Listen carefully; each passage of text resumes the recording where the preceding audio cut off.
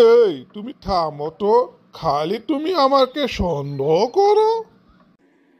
এই খালি তুমি সন্ধ্যার কাজ করো কে? এই তুমি জানালা দিয়ে উইকে উইকে কি দেখতেছো গো? এই কিছু না, এই রাস্তা দেখতেছি।